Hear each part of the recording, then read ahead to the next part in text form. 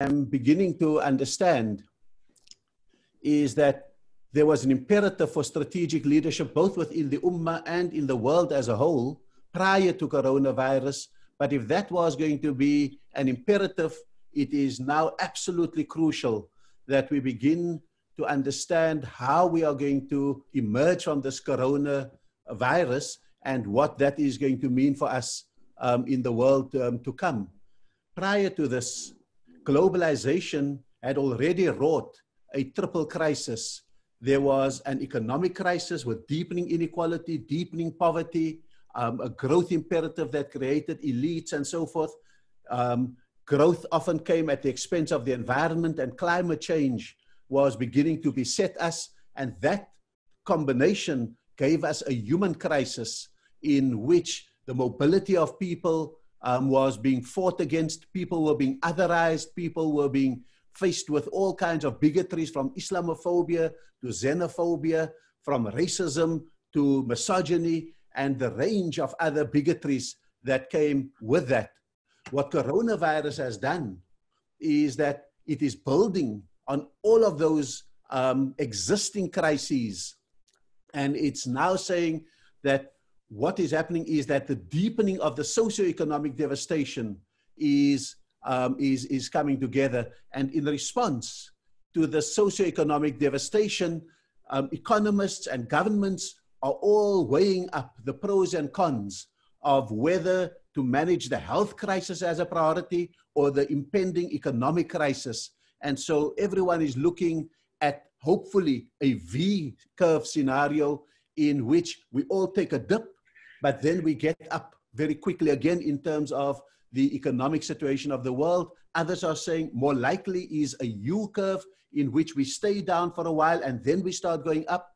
But what people fear is what is now called the L-curve, that we go down and we don't emerge from that. That's the dread scenario.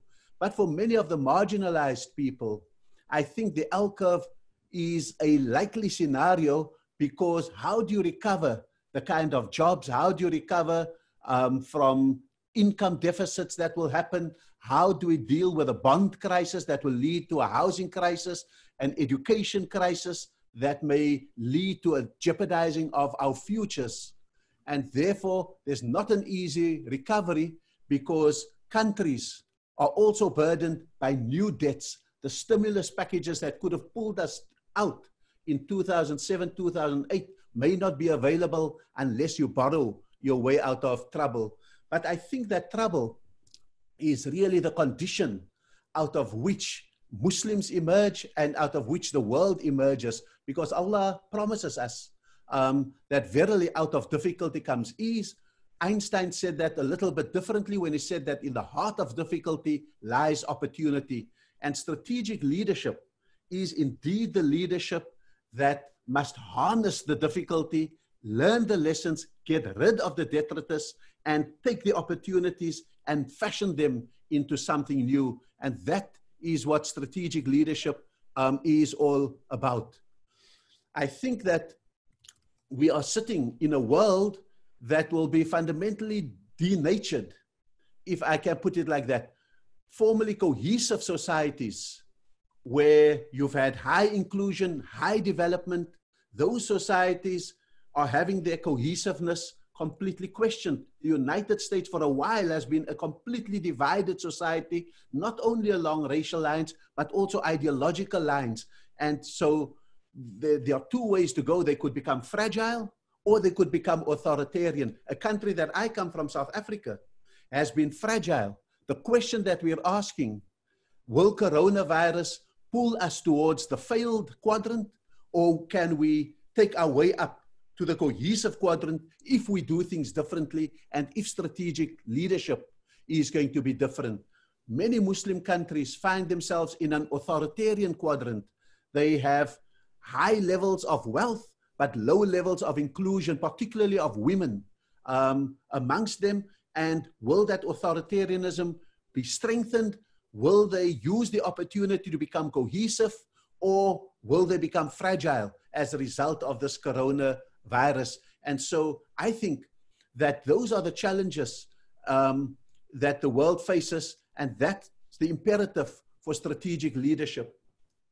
However, the nature of the problem has changed. The problems that we faced before were problems where life was complicated, but we had seen these problems before. I think what coronavirus does and what globalization has started doing before this was that our problems became complex and often unprecedented.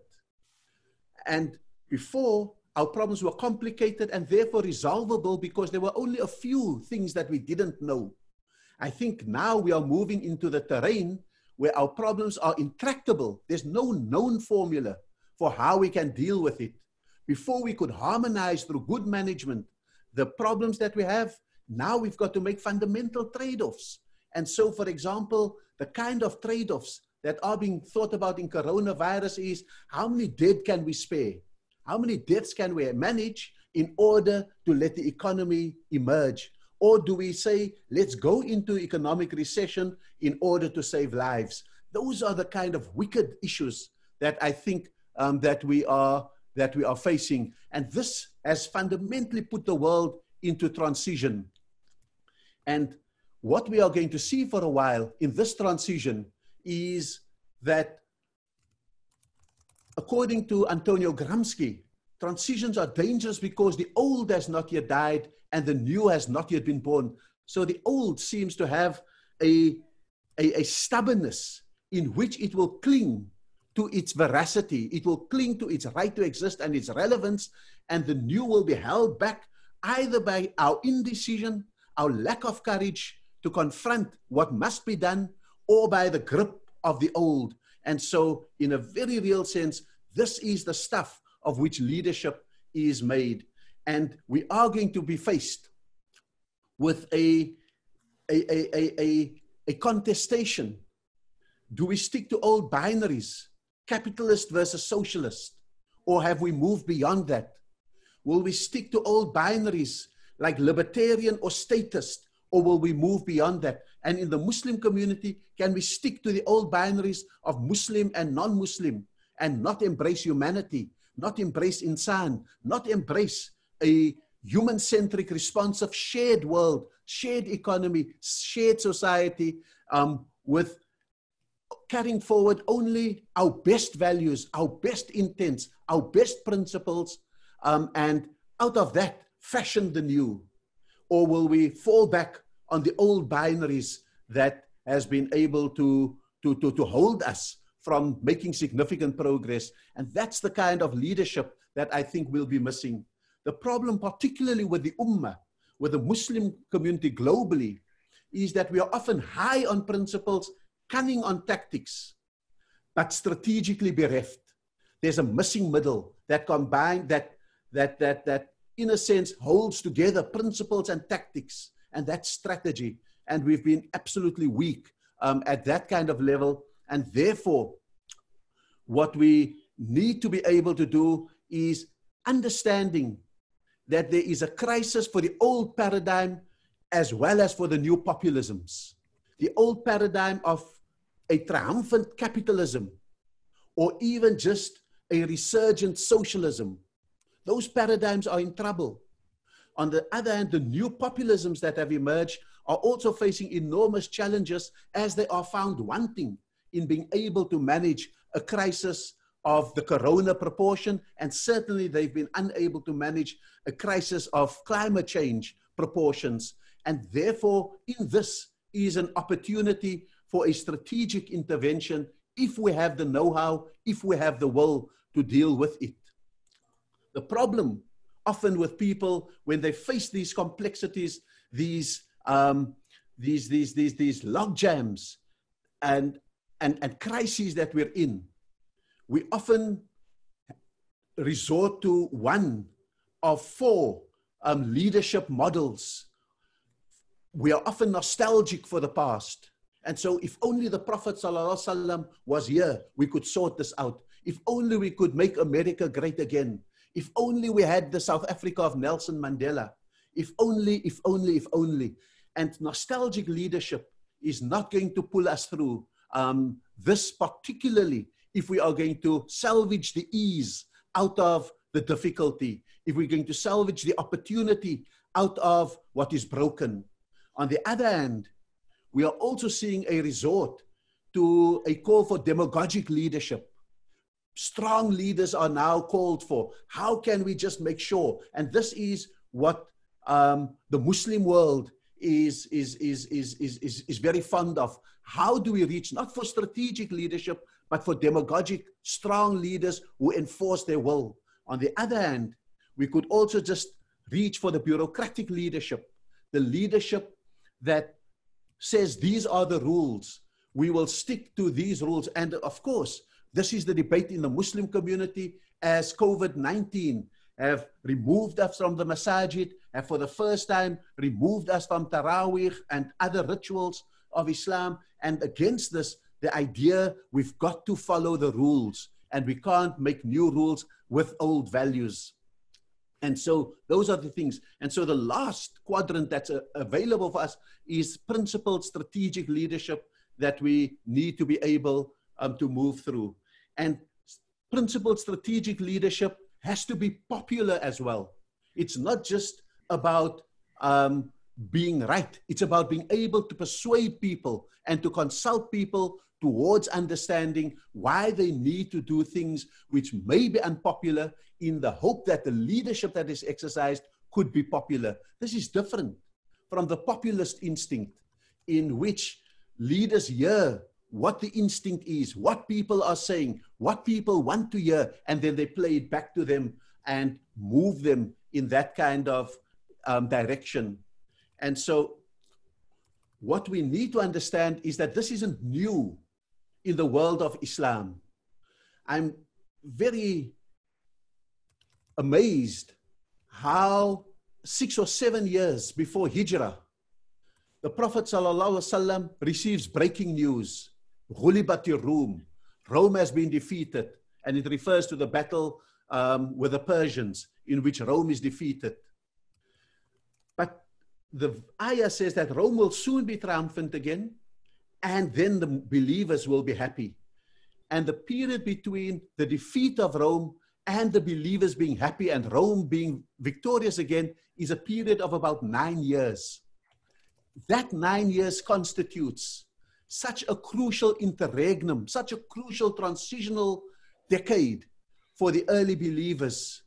But it's what they do with it strategically that's important. The first thing is they have a strategic patience, a resilience in Mecca. They withstand torture, abuse, boycotts, and harden themselves against it, not complaining about it, but hardening themselves. They then reach out to make alliances. The Prophet fails in Taif, but succeeds in Yathrib when Aus and Khazraj says, we will enter into alliance with you. When the alliance is almost done, the Prophet ﷺ takes out a strategic insurance, sends Ja'far and a few other Muslims to Abyssinia just in case the strategy doesn't work. When all of those are in place, a strategic retreat from Mecca to Medina is organized, and it's called the Hijrah. And in order to build better, when they come to Medina, a strategic consolidation takes place. Under the Charter of Medina, the Muslims unite. The Muslims unite with the Jews and the Christians. They unite with the hypocrites even and the polytheists to create a somewhat cohesive society in Medina, from which, when eventually Rome defeats Persia again, the Quraysh sends an army to Badr, and the Muslims are able to defeat it, and from there begin the expansion. We've got to learn out of those strategic episodes in the life of the Prophet ﷺ and in the life of the early Muslims. We like to use the Prophet as a dialogue quote, but here is strategic leadership that I think is so needed if we are going to learn these lessons for how we emerge from coronavirus.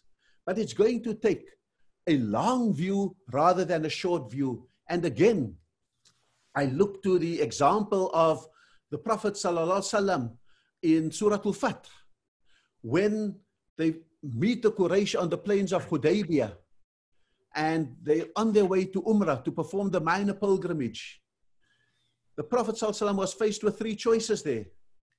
Do you win the ritual to go on Umrah, or do you win the strategic objective to enter Makkah victorious?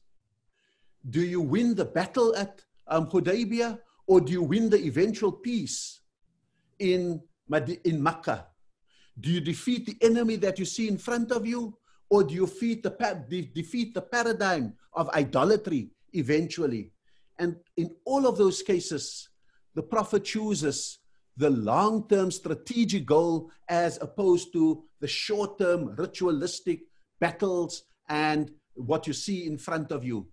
And those are the kind of ways in which strategic leadership is in the genetic makeup of Muslims, the early Muslims, the Prophet ﷺ, as well as it should be with us and all justice-loving people in the world today. And therefore, I think that what we've got to do in this time is to use the solitude, the silence, and the isolation of this period, and to identify what are the most endearing and valuable values, intents, and principles of the Ummah. How are we going to be able to, on the basis of those values, not necessarily the rules and regulations, but the values and the intents, how are we going to infuse a new leadership to find the best strategic pathways for their implementation and to make this impact on the world? We've got to probably understand how to live in the gray rather than in the wonderful binary world of black and white. And this is what strategic leadership does. It is able to thrive when there is gray. It doesn't only survive when things are clarified for us into black and white. How do we live lives of integration and not isolation, and certainly not assimilation? How do we live with multiple identities rather than one? How do we live the values of Islam rather than simply insisting on its rules and regulations? And so we've got to move, and strategic leadership has to move us from being tactically adept and absolutely busy to being visionary and strategic, because we are coherent and purposeful. And in this time, we cannot be isolated. We've got to embrace the human rather than the binary of Muslim, non-Muslim. And so there are various ways of working together. 1 minute to wrap up. Where we share issues, we have tactical partnerships. Where we share objectives, we have strategic coalitions. And where we share values, we have principled alliances. And so, inshallah, I'm hoping that those begin to put together a toolkit for strategic leadership in these important times, because the opportunities are certainly waiting for us. Wa akhiru da'wana anil hamdulillahi rabbil alameen. Thank you very much, Ambassador Ebrahim Rassol. It was very good. We have scheduled to have a question and answer for about 10-15 minutes after each presentations, and usually the participant, if they raise their hand, basically they have a tool there to tell them if they want to talk or ask a question. So I would ask those attendees if they have any question they would like to ask. We'll try to accommodate. If not, we'll move on to the next, and then at the end, whoever would like to stay around, we will be able to have to continue with the questions and answers as well. But for the interest of time, I'm going to give one more few seconds here to see if anybody is raising their hand for any question that they would like to ask. I may ask a question if you don't mind. From your presentation, you know, as we move into this new world that everybody is talking about, and we understand it is beyond just those small countries. I think what's happening on a global level is really going to dictate on local areas what is going to happen, because from the economy, it's going to affect everybody. If the big countries are going to be struggling with their economy, you can imagine small countries, especially those who depend on the other ones.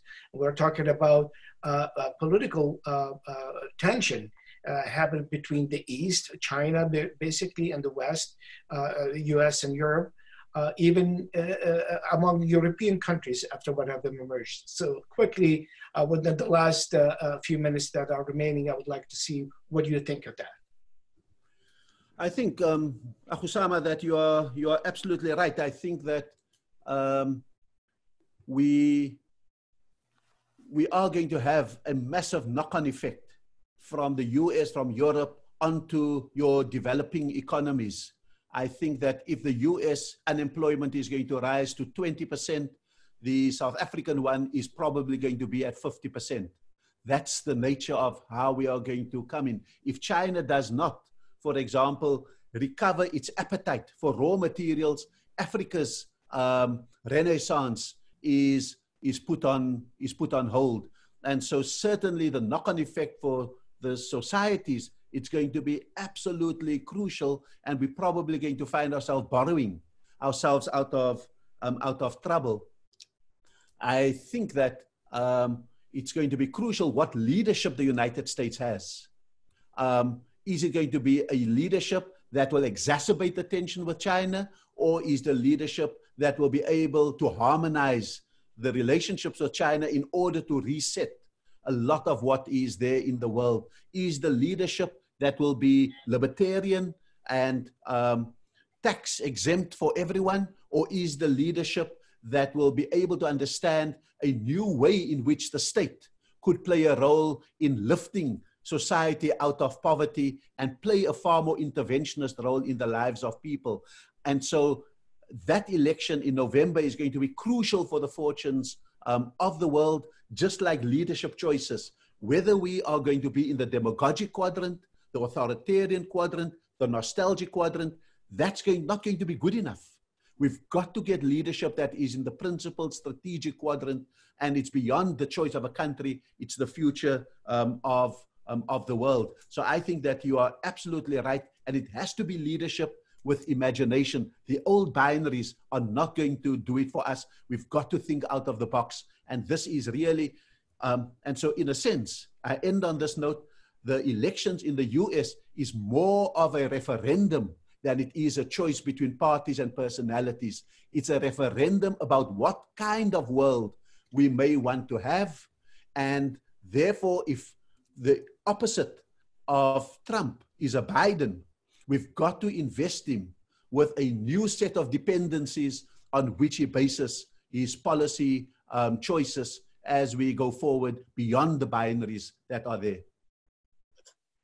Thank you very much. I think I did have a question also here, which pretty much about the same and probably partially responded. The question was, I'm sure that we would move it on to the next speakers who can also touch on it, because it's pretty much about the same. What type of global collaboration is needed to combat COVID-19 economically and social aftermath? And I think that's the whole purpose of this meeting. Thank you very much. Right on time. Our speakers, and again, those who can stay from our panelists after the event, the session today, they are welcome, and we will hang around and have more questions and answers. And now we will move to Professor John Esposito for his presentation. And Professor Esposito, for those who did not check our website for the topic of this presentation, I may just refer you to his. Professor Esposito is going to talk about the world after Corona lessons and the path forward. Professor Esposito, it's all yours now. Great, thank you very much. I'm delighted to be here. Because of the way we've divided up our talks today, I will not be touching on foreign affairs, although and U.S. and foreign affairs, although I'm happy in the roundtable to do that. Today, I'm looking at very closely the lessons and the path forward with regard to the United States. And I'm going to get into a little bit of detail because of some of the things that I'm saying, which need to be understood, and some of them are, for some people, going to be very controversial. We're living and struggling to cope with a dangerous and deadly global threat, and an experience that if discussed last year would have seemed like the script from a science fiction movie. something that you just look at and say, you might even say this isn't quite good science fiction. They're overdoing the extent to which this kind of pandemic could, hit us and maybe last for 2 or 3 years. COVID-19 pandemic has underscored the ultimate reality of globalization. We live in and share our planet with countries, people, and all its creatures. And it's easy to argue that for many leaders, and certainly the current leader of the United States, but also for many people, we have not really thought about that interconnection. We thought about policies on how to dealing with each other, but not the idea of how we really could affect and have an effect globally, that something could, for example, come out of China or wherever, and in effect hit almost every country in the world. We're all interconnected as global citizens, politically, internationally, economically, environmentally, and as we see so tragically today, medically. Whether it be the struggle against the global spread of COVID-19, global poverty and disease, trade, the impact of climate change, or the threat of global terrorism, that interconnection remains. Each problem affects us all. The lessons to be learned from the impact of COVID-19 globally and in America needs to be clearly the guide our path forward. As we know, America has long been a major global political and economic power. For many Americans, there's been a sense that we've been number one in those areas. Often portrayed as the wealthiest in the world, it has spent enormous amounts of money on defense, security, and tax cuts that do not reflect concerns for the daily welfare, though, of the American people. Domestically, there has been a significant disparity between rich and poor, for example. The failures of government economic policies on healthcare, employment, housing, education, retirement have seriously impacted the lives of the majority of Americans. Fears over our greatly expanding deficit caused by the struggle to provide some life support to closed businesses and unemployed workers should also be seen from the perspective of the damages done by the Trump administration's Tax Cuts and Jobs Act of 2017.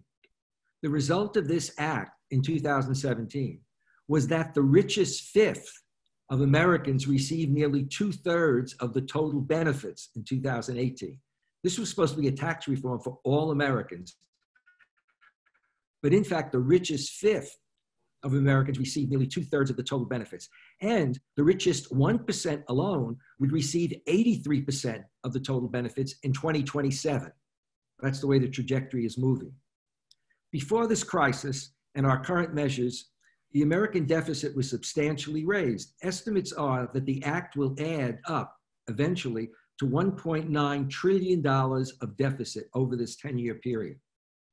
At the same time, this GOP, meaning Republican tax law, ignored the stagnation of working class wages, which worsened income and wealth inequality. Our skewed priorities are also well illustrated by our defense budget, which is greater than the next 10 countries combined: China, Saudi Arabia, India, France, Russia, the United Kingdom, and Germany. The 2019 Department of Defense discretionary budget was $686 billion. That's 15% of our federal budget, in a context in which the vast majority of Americans and their needs have not been met and are not met. That's been the kind of sacred cow in terms of government, so that the sense and the argument allows for the largest expenditures one could imagine, but it's in defense of the United States. America has had more wealth and yet more income inequality than any other major country in the world.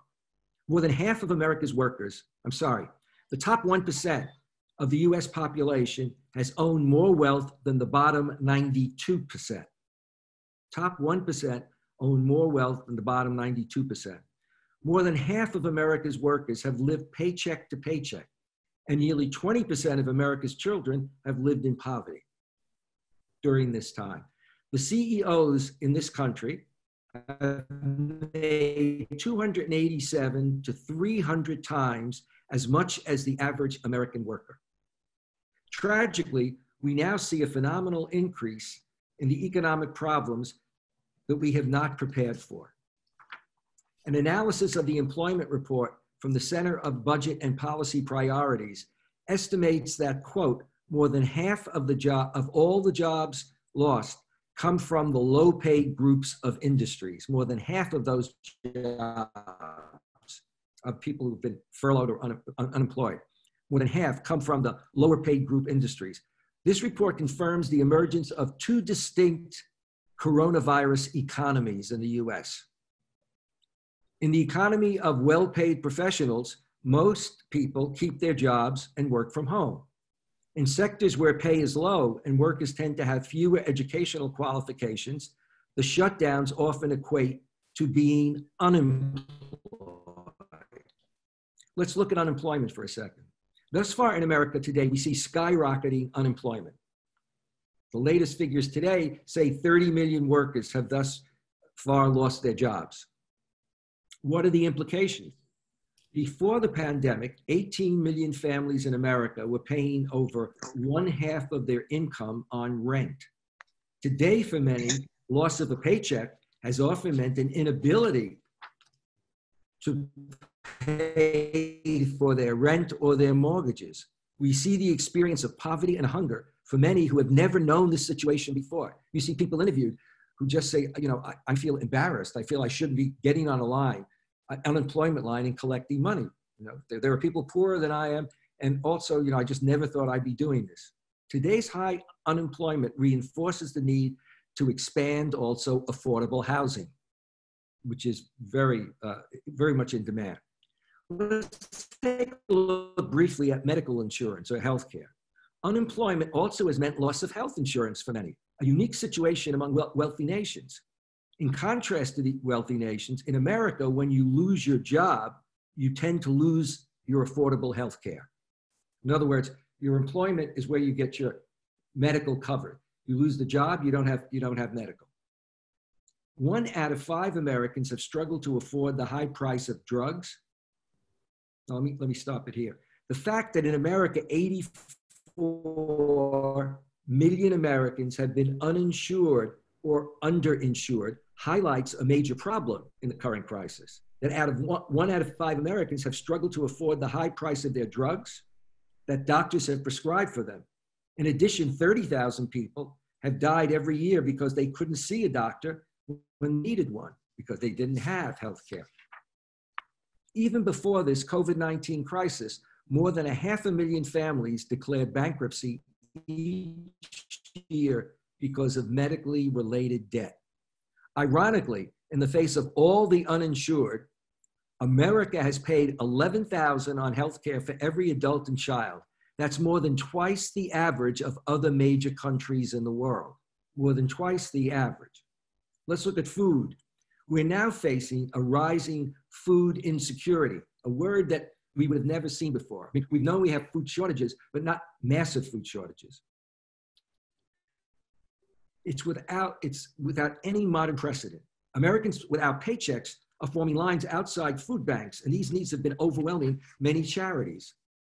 Nearly 1/5 of mothers say their children are not getting enough to eat, according to a survey done by the Brookings Institute. This is a rate 3 times as high as in 2008, during the worst of the Great Recession. Let's look at working conditions. Problems in America work environment have become more serious after COVID-19. Workers at Amazon, Walmart, Instacart, McDonald's, Domino's Pizza have had to walk out and strike to get safer working conditions and better salaries. Work insecurity extends beyond one's working life to insecurity in retirement.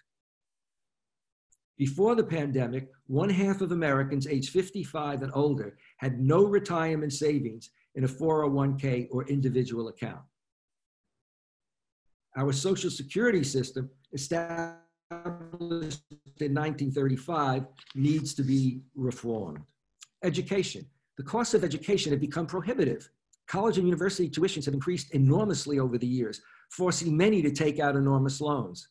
As a result, many graduate with a debt that can take many, many years to pay back. My wife and I were reflecting on that.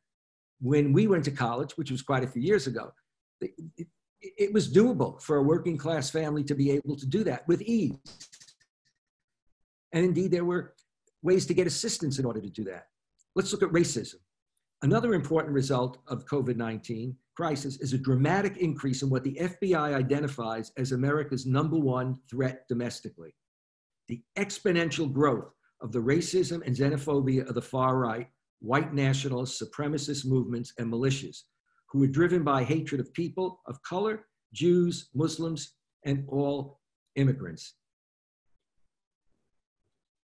And indeed, the numbers of these groups spiked considerably if you look at major studies of the Southern Poverty Law Center, starting from when the president was elected. That is when President Trump was elected. Yet the president has often praised or defended many of these people as good people, as we saw in the response to the violence in Charlottesville several years ago. More recently, during COVID-19, in a far-right armed demonstrations and protests in a number of states demanding the reopening of society. In Michigan, they actually were able to charge through and get into the government building. And people had automatic weapons showing them. This sharply contrasts with the response of first responders who embody the racial and ethnic and religious diversity that is America. In this crisis, if this crisis has taught us anything, it is that we are all in this together, standing together in solidarity, Black, white, Latino, Native American, and Asian American, people of all faiths and no faith. We can create a nation of economic, social, racial, and environmental justice. National and state elections this November are critical. They will provide an opportunity to demand and vote for a presidential administration and members of Congress who are prepared to respond, to introduce a vision of America, a new vision that includes greater recognition of our interdependence domestically and internationally. Domestically, what we had not prepared for before, we are now suffering from. A new administration will have to reinvent the future to address the unique current challenge and reboot an uncertain future. The US will need to invest heavily in stimulus legislation. The first 2 stimulus packages in legislation is just the beginning, but we will need to do far more. What does this mean? Winston Churchill said and warned, "Those who fail to learn from history are condemned to repeat it." Many compare our current crisis to the Great Depression in 1929. As we compare the dire consequences of these crises, we should also remember the historic, amazing recovery that President Franklin Roosevelt's New Deal brought to America. Roosevelt's Secretary of Labor, a woman, Frances Perkins, actually implemented major new key reforms such as unemployment insurance, Social Security, a minimum wage, and child labor laws, none of which did we have. We now have a unique opportunity to move forward once again and make the kind of changes in the 21st century that will restore us to prosperity and substantially improve the social safety net for everyone in our country, not just the top 1% or the top 5%. What we need today is the kind of leadership and new initiatives that we witnessed during the cataclysmic time of the Great Depression. Our leaders can no longer avoid the need and call for deep financial and social reforms. We can no longer avoid the necessity for programs that ensure health care for all, the rights to safe working conditions, a living wage, and a secure retirement. Equally important, we must provide an affordable education that prepares our children, the next generation of leaders, for the many challenges in the 21st century. As we learn from the past, this is the time to create a country that prioritizes basic human rights to healthcare, a living wage, good working conditions, wages, and retirement benefits, as well as opportunities for an affordable education to prepare for the future. Thank you. Thank you, Professor Esposito. Excellent presentation. I would like to see if there's any questions at this point, or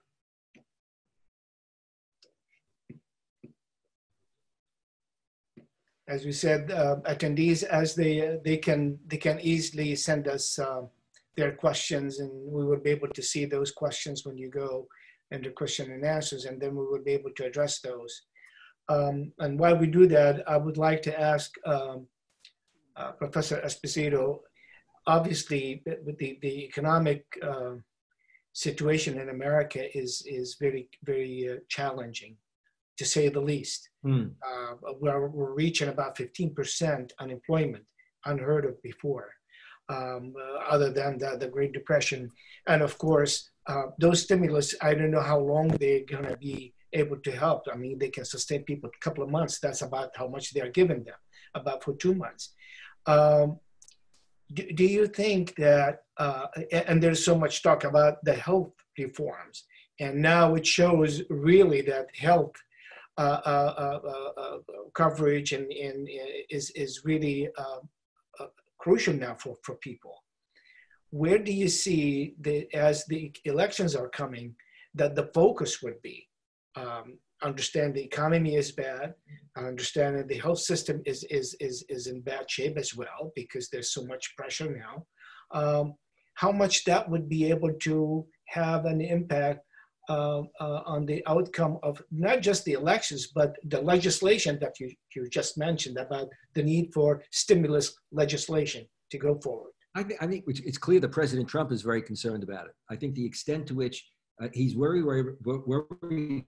about being blamed for his lack of response initially in his administration, and the extent to which the administration has been so far proven incompetent, even after several months, to provide the kinds of testing, let alone equipment, that people need.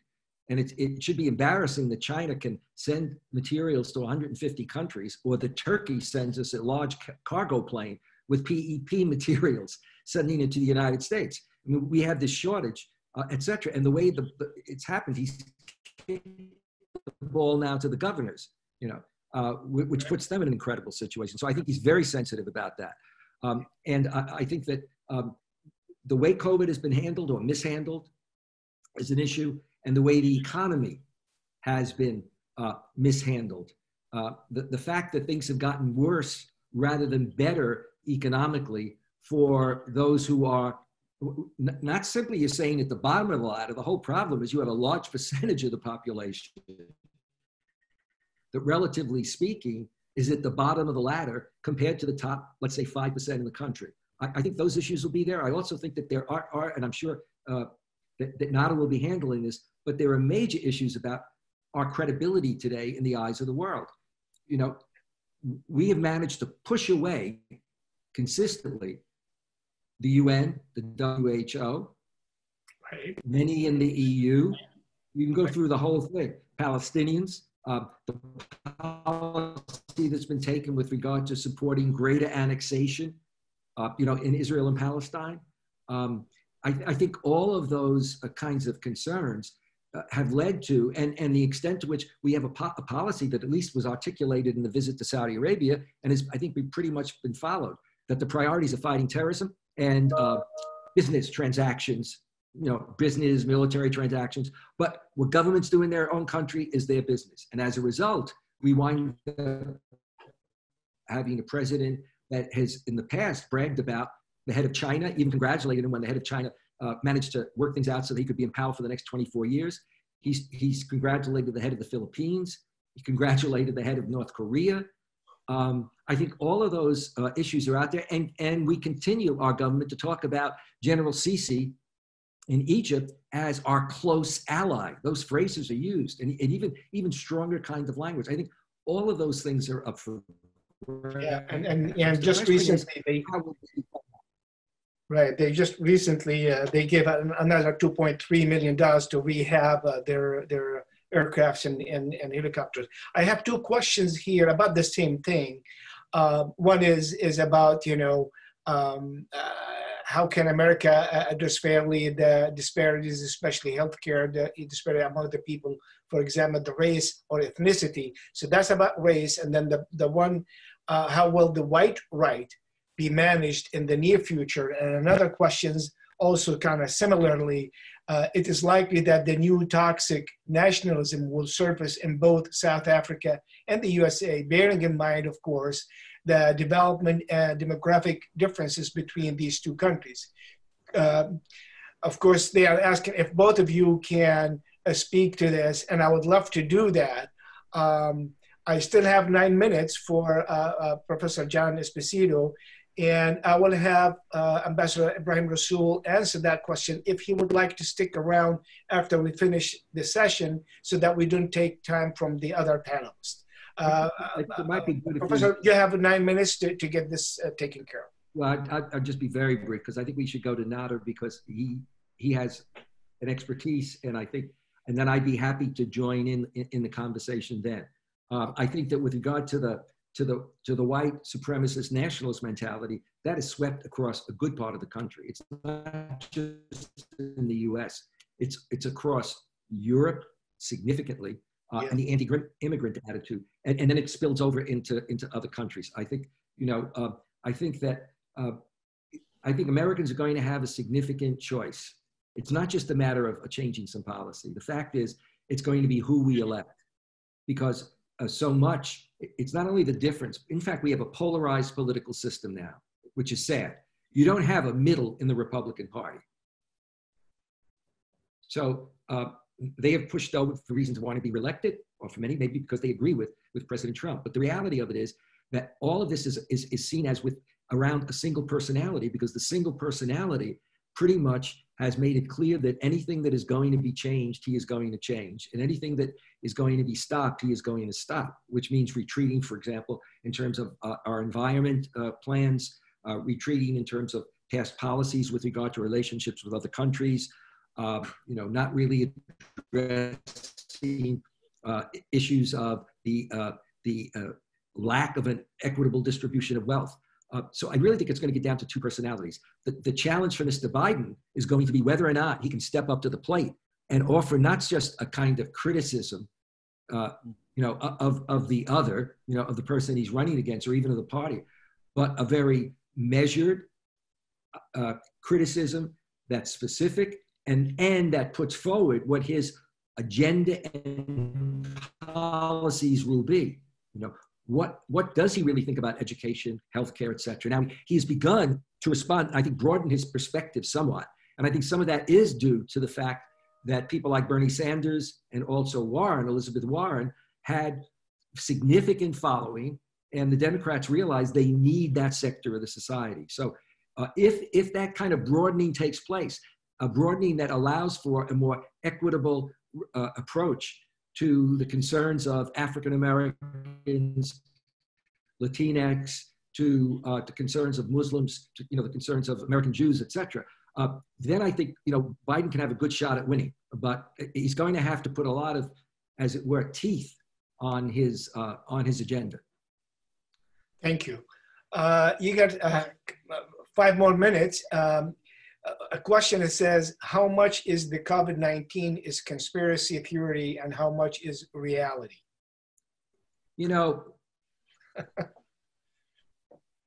I guess I take the privilege of my age. Usually I don't refer to my age, and I'm not going to specifically now. But when people say conspiracy theories, to begin with, what conspiracy theory, which one? And I mean, my God, anybody who's dealt with not only US politics, but dealt with the politics of the Middle East, or of South Asia, in terms of who's done what. I mean, you look at, for example, in India today, in which they are increasingly attempting the current government to define a Hindutiva, a sort of Hinduism as really the basic main religion, as it were, and marginalize and move to marginalize Muslims. They now blame Muslims for the coronavirus. And in fact, two of their ministers, one was a health minister and the other I forget, but both of them got into using phrases like Corona Jihad. And then you had rumors that Muslims were spreading it, including spitting on people or spitting on their food, etc. I mean, and these stories get picked up by media. So I think if we really look, there are enough people to blame. And I'd also want to say, it's not enough to say something like, it's the Chinese virus. The point is, this has traveled throughout the world, and a lot of it that has spread has been from people who are traveling, and they're not all Chinese. And I think it's just ridiculous if you want to say that somehow that takes care of it. The real question is, let's look at how governments respond, and let's look at the difference, for example, between European governments. So let's look Singapore and compare its response to the response, let's say, of the US. I mean, that's the real thing. I think conspiracy theories are always the way out. Yeah. Okay. All right. Well, great. We will have more. We'll get Ambassador Ebrahim Rassol to participate at the end also and answer the other questions. But thank you very much. You give us 4 minutes extra, so we'll roll them into Dr. Nader Hashemi, who is going now to take the third topic of today's session, and his topic is after the coronavirus pandemic, prospects for confronting political tyranny and advancing democracy in the Muslim world. Dr. Hashemi, it's all yours. Assalamu alaikum. We're halfway through Ramadan, so I hope everyone's fast is going well. Thank you very much for the invitation. It's a huge honor to be on a panel with Ambassador Ebrahim Rassol and Professor John Esposito, my mentor and longtime friend. I want to begin my remarks by dedicating the next 20 minutes and my overall comments to the memory of Abdullah al-Hamid, who died 2 weeks ago in a Saudi Arabian prison. He was a poet, a human rights activist, and an Islamic reformer, and was known as Saudi Arabia's Nelson Mandela. I strongly believe that one way that we can and should oppose political tyranny in Muslim societies is to support those heroic democratic voices that are struggling for truth and justice. Abdullah al-Hamid was one such person. There are many more. I encourage everyone to get to know them. I want to talk about the general state of politics in the Muslim world, focusing on the Middle East and North Africa at this particular moment in history, focusing on the themes of democracy and authoritarianism, and how the coronavirus pandemic will impact and is impacting the politics of Muslim societies. The question that I want to sort of answer very briefly is what possible democratic openings might exist in the near future that can give us some hope in terms of challenging the authoritarian status quo in the Middle East. Now, before talking about this particular moment that has been deeply shaped by the rise and expansion of the coronavirus pandemic, I'd like to begin by commenting on the general state of politics in the Muslim world over the last decade, from roughly the year 2010 until today, again, focusing on the Middle East and North Africa. 10 years ago, I hope you all will recall, there was a huge amount of optimism and hope that finally the dawn of democracy had descended on Muslim societies in the Middle East and North Africa. Of course, I'm referring to the Arab Spring, which was preceded a year earlier by the Green Movement uprising in Iran. There was a huge amount of euphoria around the world about the potential that these uprisings held in terms of transforming the politics and society of the Muslim world. The Arab Spring in the first few years shook the foundations of authoritarianism in the Arab Islamic world. 4 long-standing dictators were toppled, and another one in Damascus was almost ousted from power. But then, as all revolutions have their emergence and have their high point, inevitably revolutions spawn a counter-revolution.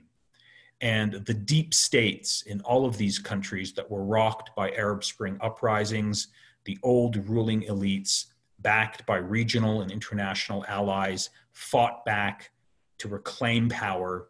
And now we are in a situation where we have more brutal and more repressive forms of authoritarianism that are suffocating Muslim societies in the Middle East and North Africa. Just to give you an example of how worse things are now than prior to the Arab Spring, there's a broad phenomenon that exists in many societies in the Middle East and North Africa that you can get arrested and thrown in jail for simply posting something critical or controversial on social media. compare the state of politics and authoritarianism in Egypt today, the most populous Arab country, now under General El-Sisi with Gamal Mubarak. It was less repressive under Mubarak than it is in El-Sisi. That's a general, I think, reflection of the decline of the prospects for democracy and the expansion of authoritarianism in the Arab Islamic world. It's not an exaggeration to say that these are the dark days of Muslim history. I'm reminded of a very famous observation by the late Pakistani Muslim dissident intellectual Iqbal Ahmed, who famously said prior to his death in 1997 that we live in scoundrel times. This is the dark age of Muslim history, the age of surrender and collaboration, punctuated by madness. And if you just think about some key events that have shaped the Muslim world over the last decade, the following stand out in my mind. There was obviously the key event that put an end to the prospects for democracy in Egypt in 2013, during the summer of that year, with the coup that toppled the democratically elected government of Mohamed Morsi and quickly led to the worst massacre of civilians in Egypt's modern history, the Rabaa al-Adawiyya massacre. We've seen the rollback of democracy in Turkey, the expansion of authoritarianism. A lot of Muslims don't want to acknowledge that fact, but it is a fact. We've seen perhaps the worst, I think, situation in the entire Muslim world with respect to human rights and democracy, the mass politicide of the people of Syria, replete with war crimes, crimes against humanity, chemical weapons that have killed 500,000 people over the last 9 years, and regional countries have been deeply involved in this story, primarily the Islamic Republic of Iran, who has been a key contributor to the carnage. In Yemen, there has been a war, a famine, war crimes ongoing, largely supported and backed by many Western countries who are selling arms to the Saudi-led coalition who's perpetuating those war crimes. Several states in the Middle East have imploded: Libya, Syria, Iraq, Yemen. We've also had, the rise and expansion of ISIS and their monumental brutality in the name of Islam, which, offends most Muslims who have an ethical compass.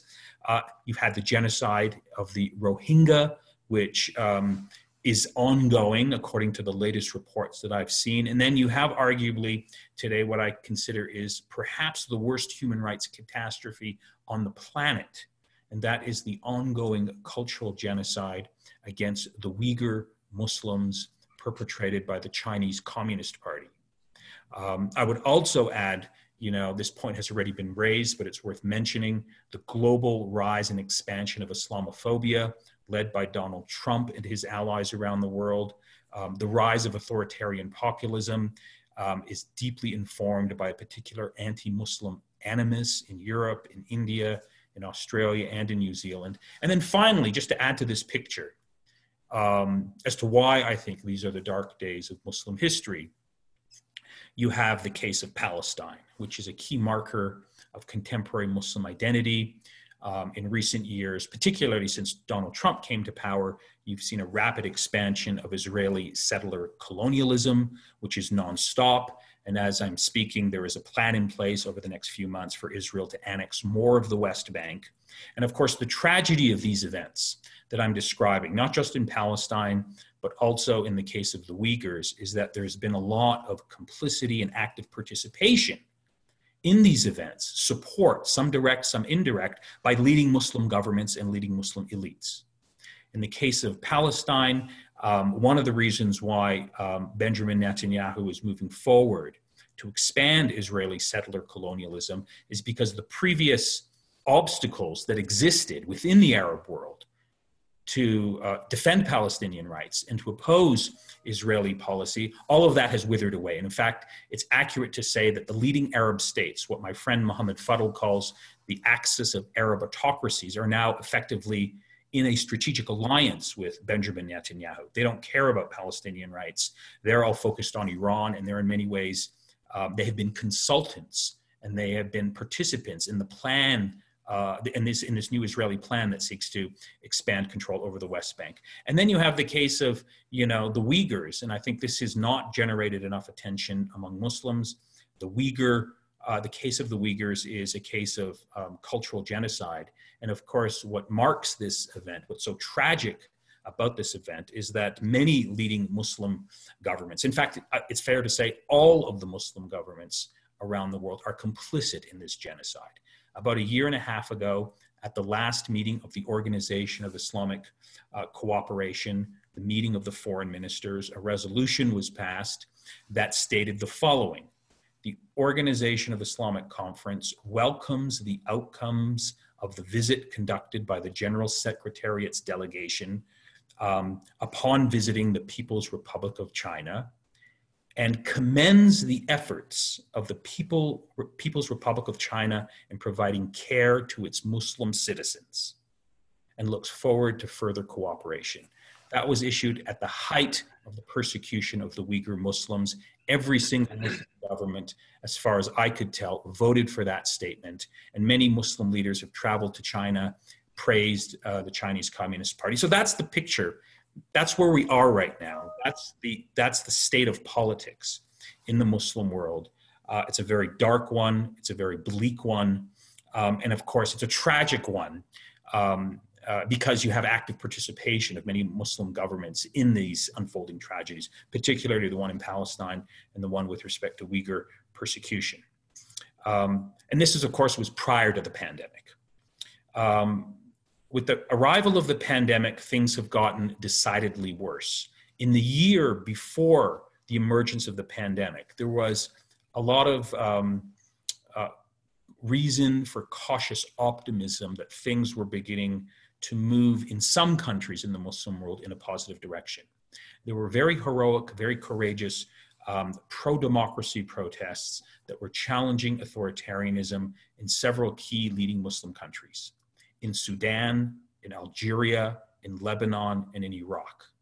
I don't have time to discuss all of those cases, but the good thing, what was so inspiring about these protests is that they were grassroots oriented, largely comprised of young people. They were challenging deeply entrenched, corrupt political systems, and it looked like, they had potential for bringing about positive change. In many cases, they were deeply repressed, but they were continuing. The pandemic, of course, put an end to those protests. And in that sense, the pandemic has then added in a very real way to the expansion of authoritarianism in Muslim societies. Broadly speaking, this pandemic has, at least in the short term, has benefited authoritarianism in the Middle East and North Africa. Why? Because we have a national crisis, we have an emergency. And it is states, it is authoritarian regimes invoking a national emergency crisis that is imposing lockdowns and is claiming to fight the virus. It's the state that is leading the war against the virus, ruthlessly sacrificing people's personal liberties and rights in the name of security. And most members of society, understandably, are willing and allowing the state to do this because this is an ominous event. But there's huge dangers here. Now that the state has caught these authoritarian states have consolidated more power, it's very likely they're going to easily relinquish the power that they've accumulated. There's a big added concern with the rise and expansion of surveillance states, using new technology to track human behavior, to pursue contact tracing in the name of fighting a pandemic. But of course, the danger is that the authoritarian state will then use these new powers of tracking surveillance to silence political dissent and to crush opposition to political authoritarianism in the Middle East and North Africa and in other Muslim majority societies. So this is a big, I think the pandemic is a bit net gain, at least in the short term, for authoritarianism.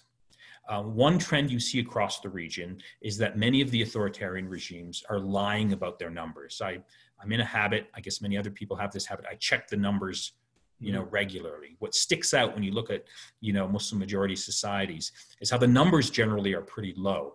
Iran and Turkey are at the top, but in other countries, the numbers are very low.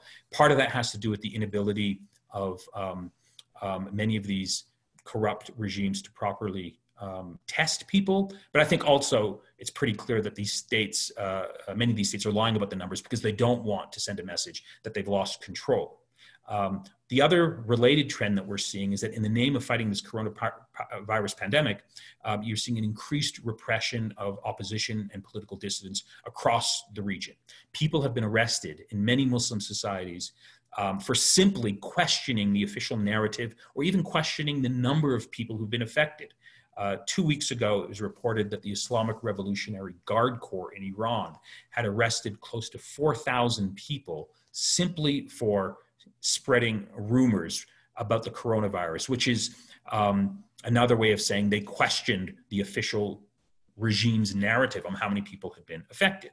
In Egypt, if you read what's happening, doctors are very fearful of speaking out or even complaining about the lack of personal protection equipment because that could get you arrested. There was a very good journalist covering Egypt for The Guardian newspaper, Ruth Michelson. She wrote a very, I think, informative and important piece looking at the case of Egypt and the coronavirus that basically exposed the lies of the Sisi regime. She was immediately kicked out of the country. Jordan has passed new emergency laws that, again, silence public criticism of the Jordanian state's response to the pandemic. Human Rights Watch just issued a statement on that topic. So in broad terms, the coronavirus pandemic is expanding authoritarianism in the Middle East, making the job of authoritarian rulers much easier. But fundamentally, I think what we're going to see is simply a pause in the overall state of politics that has shaped the Arab Islamic world in recent decades. It's not going to fundamentally change the state of politics. The existing fault lines, in other words, still remain in place. And I predict once we are past this crisis, those fault lines will have expanded. And of course, the key fault line in most authoritarian regimes in the Arab Islamic world is the fault line between the state and society. That fault line is bound to get bigger. And so every different country has its own story.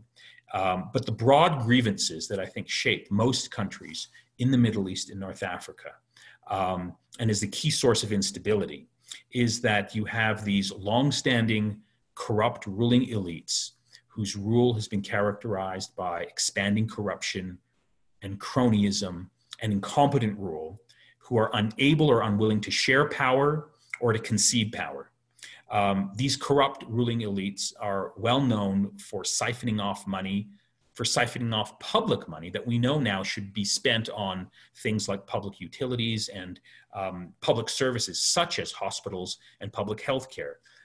This underlying dynamic is not going to go away. When this crisis passes, I predict you'll find economies in the Middle East and North Africa that will be much more vulnerable, much more unable to produce the types of jobs and produce the type of income that can keep people in their homes and put food on the table for vast majorities of the populations of the Middle East and North Africa. The result, when this crisis passes, is you'll have much weaker economies, you'll have greater unemployment, and you'll have greater poverty. And as a result, you're going to have much greater public anger, frustration, and increasing demands for political change.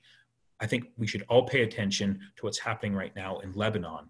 Lebanon is a harbinger of things to come. We've had in recent weeks protests in Lebanon, essentially hunger protests, where people are saying, look, the danger of dying from hunger is much greater now than dying from the coronavirus.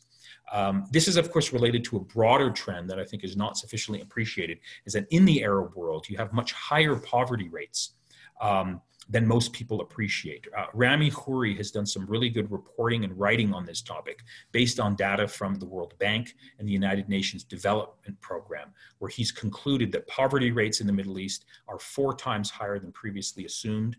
You have about 250 million people out of 400 million Arabs living in 10 of the leading countries that can be classified as poor or vulnerable. You have the phenomenon of what Rami Khouri calls the mass pauperization in the Middle East that makes it the most unequal region in the world. And a poor family in the Middle East will likely remain poor for several generations to come. This general state of poverty and vulnerability and mass pauperization is only going to get worse as a result of the crash of the global economy. I mean, the related development that we also have, and we should acknowledge, is that, the oil prices have crashed. Many people who had family members working in different parts of the Gulf can no longer send remittances back to their family. This is going to undermine the old ruling bargain between state and society. It's going to expand the crisis of legitimacy facing societies in the Arab world, because it'll be more clear that these societies can no longer provide the type of stability, the type of economic employment. If you get a case where you have a massive expansion of deaths, will further shake, I think, the foundations of political order in the Arab Islamic world, because it'll be clear that these ruling regimes cannot provide, basic healthcare and security to their populations.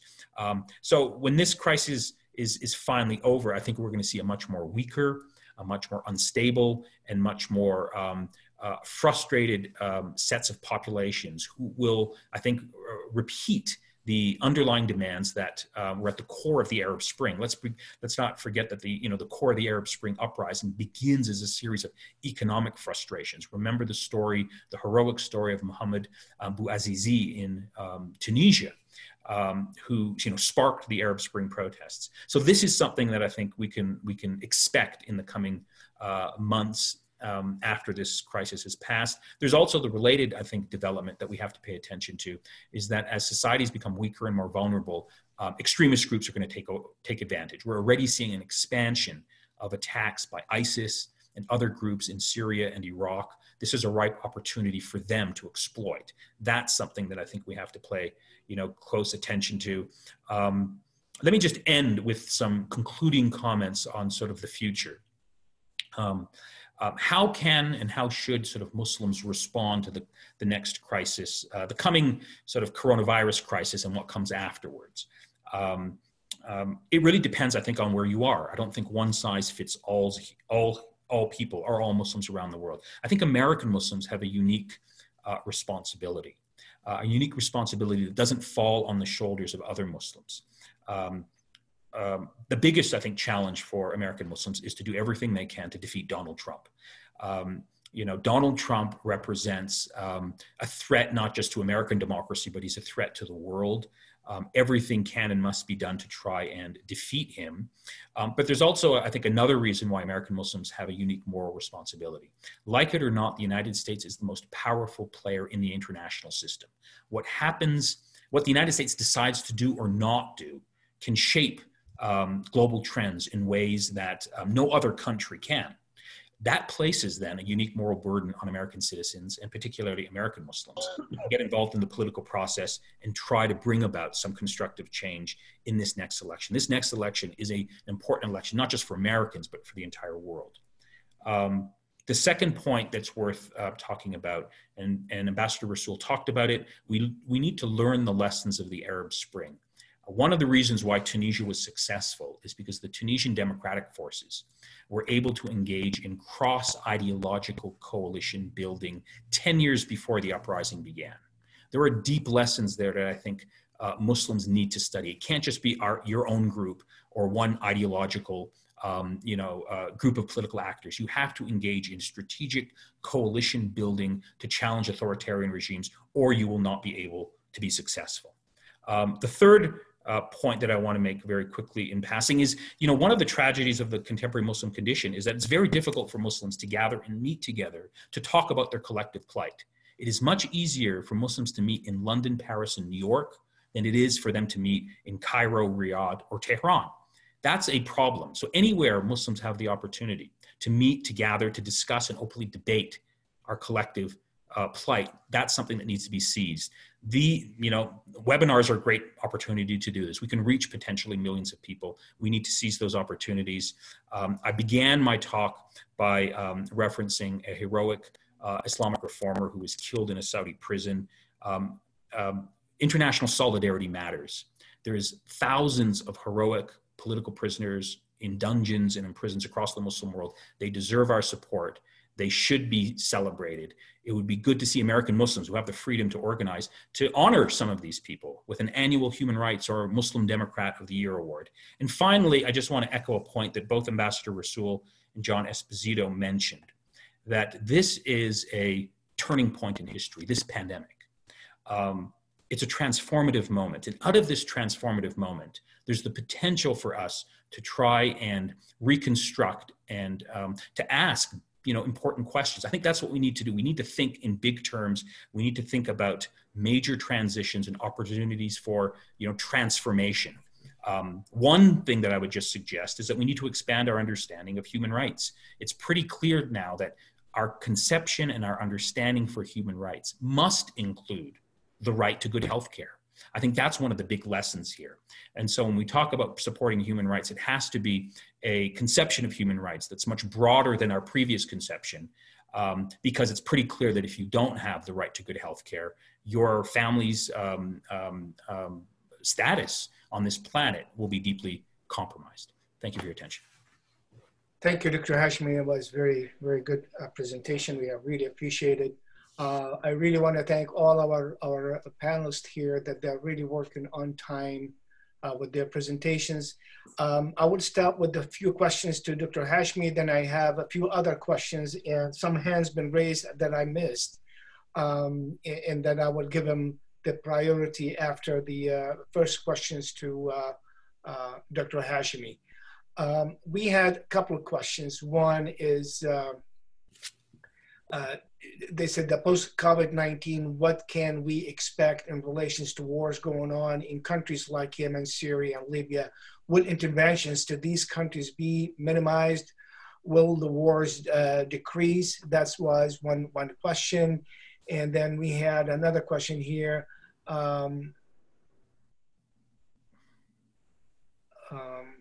They said similarly in India, there were Muslims who are oppressed under the coronavirus. And before that even, that was going on. And then we have another question.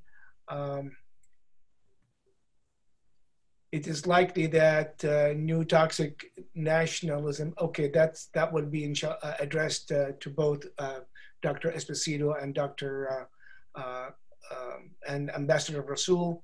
But also I would like to have the last one here says, corruption and issues with political powers are rife across the world.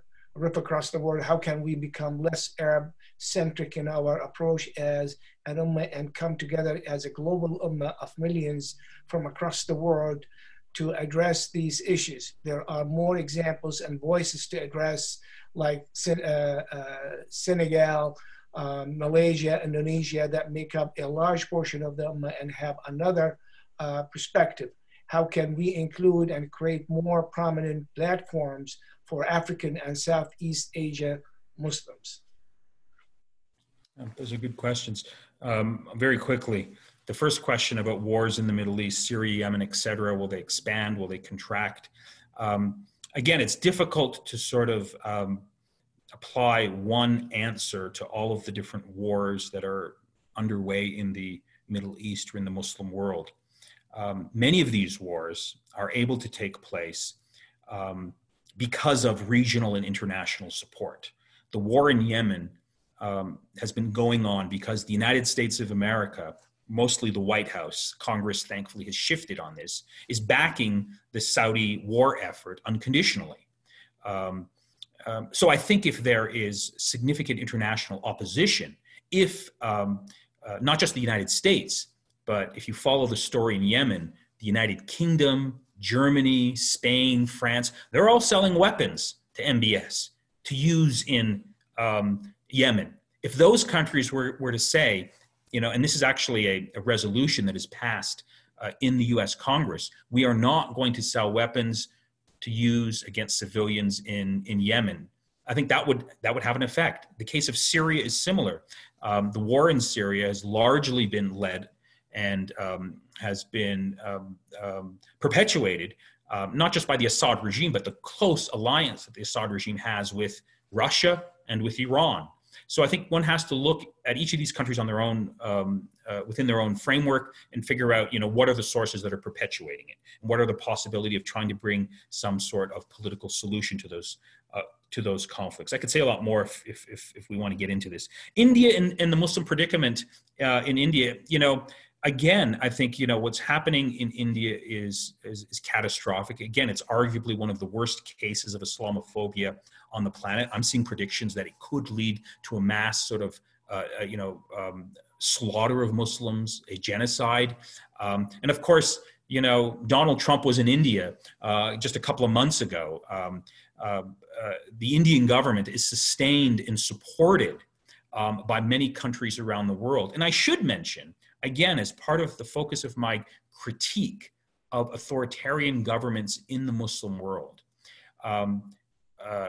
a few months ago, the Prime Minister of India was given the red carpet treatment. He was invited as a head of state to one of the leading countries in the Middle East, and he was given the highest civilian award and honor at the exact moment when the Kashmir crackdown was taking place.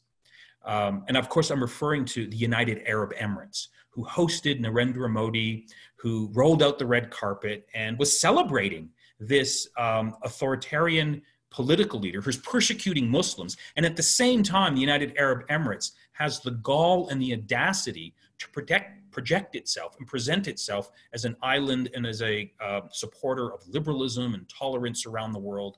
Unfortunately, some people in the West believe that, but I think their track record with respect to Indian Muslims, leaves a lot to be desired. So with respect to the problem of India and Narendra Modi, there's a lot that the international community can be doing and should be doing. I'm hoping if there's a new US president in November, that, that there's going to be a reassessment of the relationship with India, particularly with respect to how it treats its Muslim minority. I think that would put India on notice that it can't continue to pursue these anti-Muslim policies and get away with it. I think if other countries, other democracies around the world were to do the same, it would have an effect. And of course, that has to do with internal political pressure, organizing and mobilizing within these countries, Australia, Europe, and the United States and Canada, to make this part of the bilateral relationship. That's one thing that I think, can be done and should be done. And the last question with respect to sort of focusing on other parts of the Muslim world, in Africa and Southeast Asia, where there's a lot of political problems and pressures that Muslim societies, I'm all in favor of that. I mean, the Muslim world is a very big place. I do think we disproportionately focus on some parts of the Muslim world and not on others. Part of that can be understandable because we tend to sort of focus on those areas where we have our own, our countries have links with those countries, or we have cultural and ethnic ties to those countries. I don't have, personal ties or family ties, or the United States, as far as I know, does not have a deep and intimate relationship with Senegal, right? So, we don't focus on Senegal, we don't focus on Malaysia as much as we should. But I think, at a normative level, we absolutely can and should focus on what's happening in those parts of the Muslim world that are frequently neglected in our conversations. Thank you. Thank you very much. Excellent. We are right on time. 4:30 Eastern Time, 3:30 Central Time. I will go by the hands that were raised that I missed them, and then we are going to go to the questions for the rest of the panelists here. I do have Miss Lucinda Wells. She was invited by us to actually have a great presentation about the 2020 elections.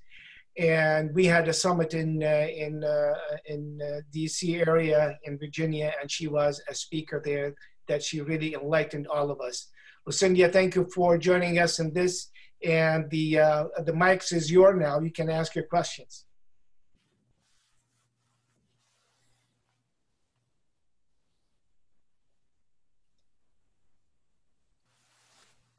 She's muted. Sure that, yeah, she's muted.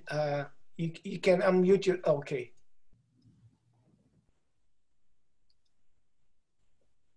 All right, we're trying to unmute. I don't know why it's not unmuting it. You had to unmute me, remember. I allowed her to speak.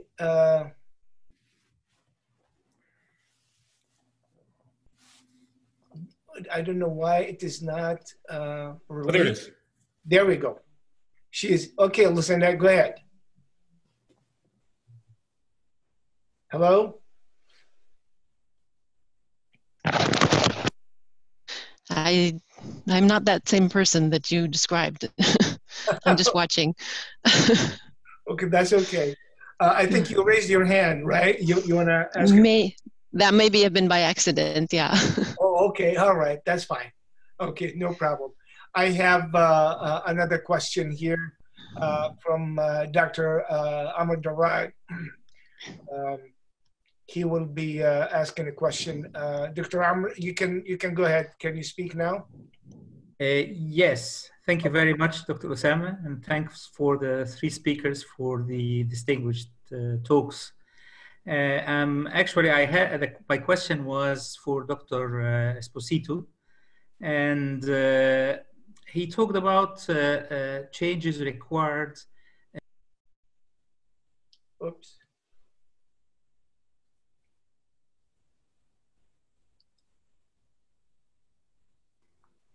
Yes? Dr. Amr, go ahead. Yeah, Sorry. okay, tamam.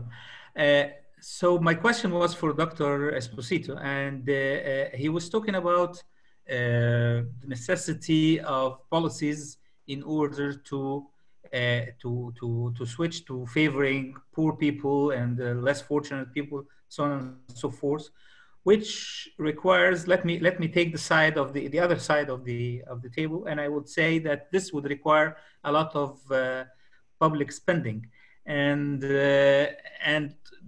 maybe some people in the administration would argue that decreasing the defense budget would decrease the ability of the United States to have leverage all over the world that would that is keeping the United States on top of things, which would allow the United States to be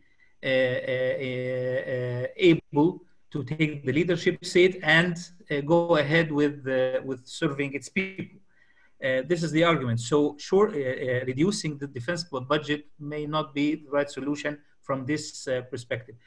So how do you think budget for these kinds of programs can be assigned, and is the United States, do the United States have to keep printing money over and over again for financing this kind of programs? I think the reality is, if you go back and you look at, for example, what Roosevelt did, okay, it was after the worst kind of crash in 1929. And what he did in creating a New Deal is that, in fact, government got involved in creating jobs as well as providing all kinds of funding to people to get them going. And I think that if you look at what's happening now, we've had two stimulus packages. The Democrats are pushing for a third one. The Republicans are trying to stop it. The Republicans have, tried to put brakes even on the first and second when additions, were to be made. I think there's no reason why, if we take the approach that we need to take, you've got to have a stimulus package that does exactly what it does. And it can't just be a stimulus package that does something for 3 months. It's got to be done to get people back into their jobs and on their feet. Now, if this occurs and begins to occur, and if in fact things lessen, but there's still a big issue about how much we can lessen the guard that we have to have in terms of our safety from the disease. But if there can be some opening in other sectors, then it'll take a while. But the fact is, I think Roosevelt did what no one would have expected could ever be done, and would have expected that the United States would simply tank. How can you go through that depression, which you had people jumping out of windows, committing suicide, wealthy people, without really having a broad stimulus net, social net, and putting it out there and creating it. And I give the examples of at least 4 or 5 things that were also, not only were jobs, created, but 4 or 5 parts of a net that had to do with wages, that had to do with in my talk. With regard to the defense budget, this is kind of laughable. I mean, that is, sure, defense is important. But in the last decade, if you take a look, U.S. Predominance has been things like a budget that was greater than the next 11 or 12 countries combined. Now it's the next 7 countries combined. Think about when we look at powers like China and we consider them to be quite muscular, or Russia. So, and it's to defend in terms of what? You know, why is all of that money, how much do you need in terms of the kinds of warfare that can now be done with enormous levels of destruction? The budget is completely, you know, as far as I'm concerned, it needs to be, you know, cut back in a more realistic fashion.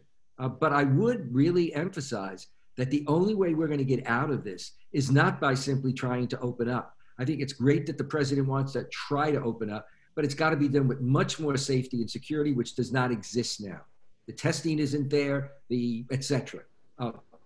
You look at universities and schools, and many of them are debating whether or not they're going to stay on the internet in terms of the next semester and maybe the next year. So you're looking at a really rough time. And so the government has to get that stimulus out there. Otherwise, you know, what do you do? When, you know, remember again, what gets lost? It's just like talking about the poor in the Middle East. These are just sentences that we put out. They're sentences. Nobody winds up saying, what are the numbers, okay? And what are the results of that? So we're talking about real concern about starvation. We're talking about real concern for many people, not only those people who've been poor in the past, but for so many, when you got 30 million unemployed, for so many who never thought that they would be unemployed, who don't have retirement to fall back on, who don't have savings to fall back on. And who, if you can't pay your rent, you can't pay your mortgage, you're also not going to be able to really, you know, pay your food. That's why it is important for the government to step in, and it is part of the Democratic tradition, far more than the Republican tradition. The Republican tradition is to say, well, very often, these are great issues, and we should count on people stepping in. You know, that some corporations, some churches, etc. No, government is responsible. And in this case, our government is very responsible. Not that, you know, the crashing of the economy is just due to the United States. No, not that the United States is you know, guilty of spreading the disease. No, but our government failed to act when they had early information from some agencies within the government, as well as some of our intelligence people, and failed to move on that. You can go back and look at major pieces done and that are corroborated and data is given, whether it's studies by institutes or it's looking at major newspapers like the New York Times and the Washington Post, which when they get into these kinds of stories, they're very specific about the data, the people who did it. And the way you can see the sensitivity to it is look at how many people have been fired within government who've spoken out about these issues or been completely marginalized because they're experts and they don't say what the president or what the head of the Republican Party would like to hear. We're in a highly politicized situation, and we're in a very dangerous situation economically, but also there are international implications to it. Could I quickly add a point with respect to the defense budget?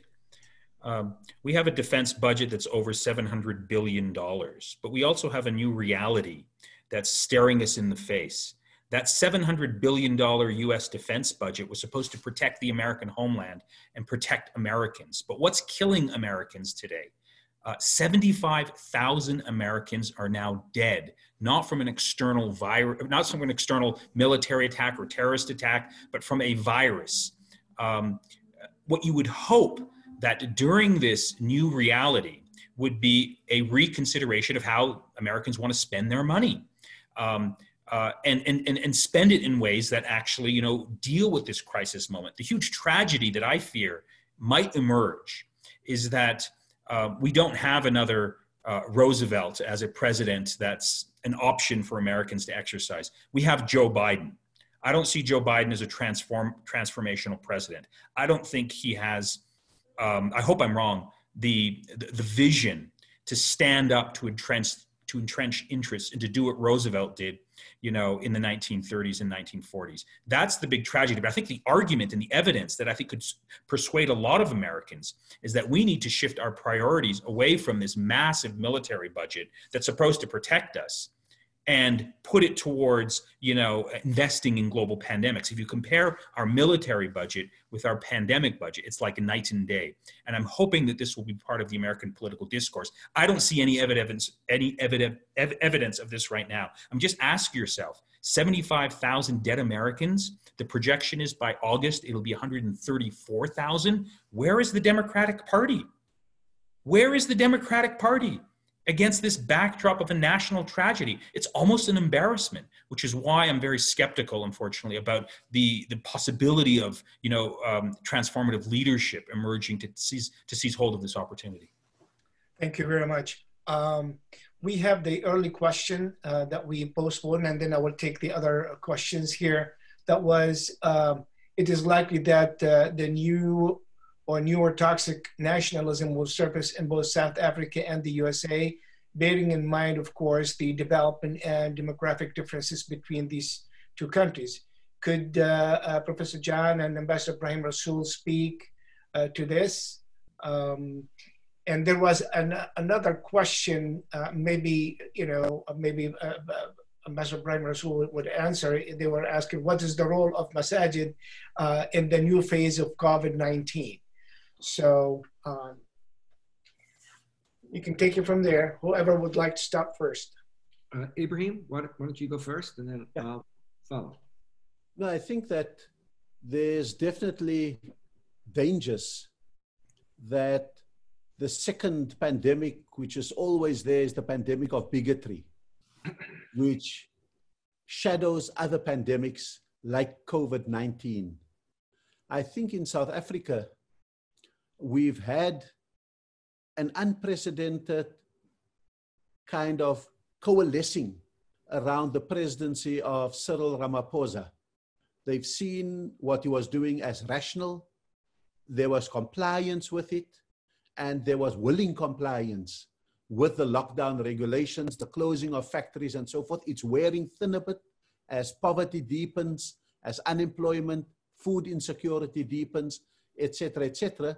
But we've had a rare moment of cohesion in South Africa, where I think that there's the danger is that there are other Africans also living in South Africa, almost 3 to 4 million other Africans, Zimbabweans, Nigerians, Somalians, etc., who may become the target of a South African nationalism that could see competition for the scarcer resources as COVID-19 goes on, who see Somali shopkeepers as the cause of high prices, who see all of these things. And so in a sense, South Africa has to brace for the possibilities of both official and popular xenophobia emerging.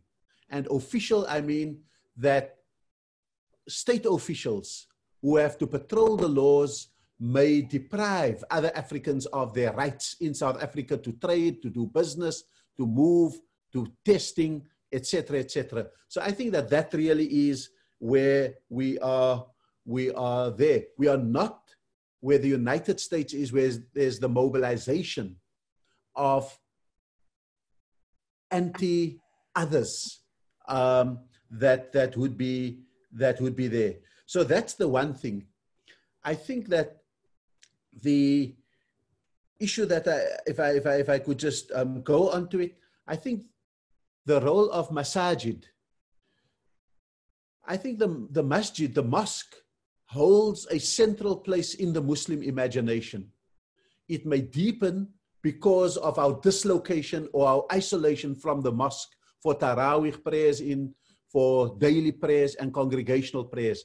We've seen, for example, in South Africa, legal challenges from small fringe groups within the Muslim community against the government for closing the masajid and wanting. They've lost those court cases, but I think in the popular imagination, it's painful to be removed from the masjid.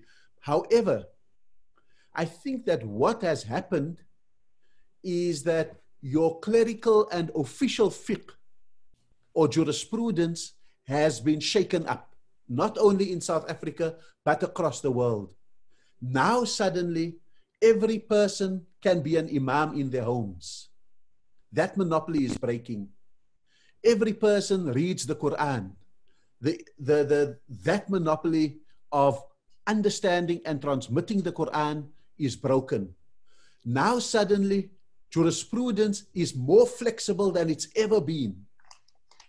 You will even debating, can you have online jamaas or congregational prayers for Jumu'ah if this lockdown lasts longer? So I think that there is definitely a challenge to clerical leadership. Secondly, there is the expansion of the definition of ilm, of knowledge and ulama, of the learned, the scholars at this moment. Because suddenly scientific learning, professional learning, other disciplines are coming in very strongly and are listened to as adeptly as would have been the case with your clerical leadership. I think there's a rupture of the monopoly that clerical leaders have held over the community. And so we must be very conscious that we can allow ourselves to go back to business as usual. But I think the opportunity for business unusual is greater, and we've got to grab hold. We've got to grab hold of it. So I thought that those were some of the questions that I've picked up. I just want to end on an earlier question: what kind of global collaboration is needed? I think this moment also shows that our global governance systems are found wanting. The United Nations wilts under the pressure of Trump. Trump can withhold money from the World Health Organization. And so we probably have come to the end. We should have come to the end a long time ago, but we've now probably come to the end of international governance. What we don't have is global governance when there are no respect for borders by diseases, by climate change, terror, etc., etc. How do you build a institutionally different set of systems that can manage global governance, in which one country must not necessarily enter into negotiations or be at the mercy of another country who believes that they can keep borders open, they can do this, or they can withhold money, etc., etc. So I think we've had an outdated system of international governance. We've got to make the move to global governance as a permanent institutional arrangement for cross-border issues, because we can't negotiate between nations when life itself is at stake, when you can't call out trade wars between two countries, when we need to uplift the global economy and shift it in a transformed way forward. Thank you very much. Thank you. Very interesting points that you have raised and reflections on. Now everybody is an imam, and you are absolutely right. This is an opportunity for everybody to think internally with their family and take the time out. Professor John Esposito, you got the second. Yeah, I think that, let me be really clear so people understand. When I say far right, I don't mean mainstream conservative, let's say Republicans. You know, sometimes they say like right and left, and it usually often would be mainstream Republicans versus maybe progressive Democrats or whatever. When I say far right, I'm talking about a mentality, a people, a movement that sees, affirms an identity which is based on being white and being white or European, which